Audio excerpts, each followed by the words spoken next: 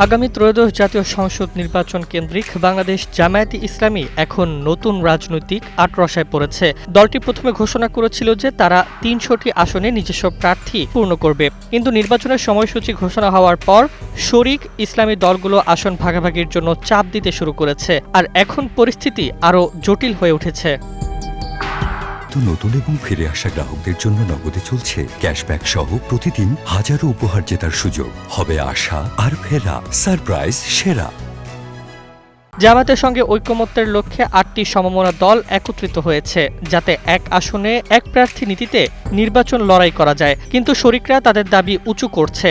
তারা ৩০০ আসনের মধ্যে প্রায় ২২০টি আসন চাচ্ছে, যাতে নিজের শক্তির প্রমাণ দেখাতে পারে। এই দাবির ফলে জামায়াতের নেতারা এখন কৌশলগতভাবে বিচলিত। দলটির প্রচার ও মিডিয়া বিভাগের প্রধান অ্যাডভোকেট ইহসানুল মাহবুব জোবায়ের বলেছেন, আসন সমঝোতা অত্যন্ত কাছের মধ্যে রয়েছে এবং শরিকদের সঙ্গে আলোচনার ভিত্তিতে সমঝোতা হতে পারে, তবে তা এখনও চূড়ান্ত নয়। সরাসরি তালিকাভুক্ত শরিক দলগুলোর দাবি অনুযায়ী ইসলামী আন্দোলন বাংলাদেশ প্রায় ১২০টি আসনে প্রার্থী দিতে চায়।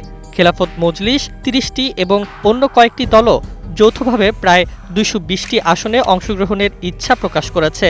যদি আরও ২-৩টি দল আলোচনায় যোগ দেয়, তাহলে জামায়াতকে শরিকদের জন্য আরও আসন ছাড়তে হতে পারে।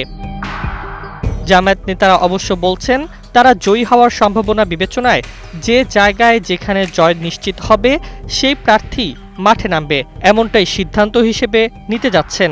শরিকদের উচ্চ দাবি এবং দলগত সমঝোতার অদৃশ্য সীমা এখন জামায়াতকে রাজনৈতিকভাবে শক্ত এক পরীক্ষার সামনে দাঁড় করিয়ে দিয়েছে।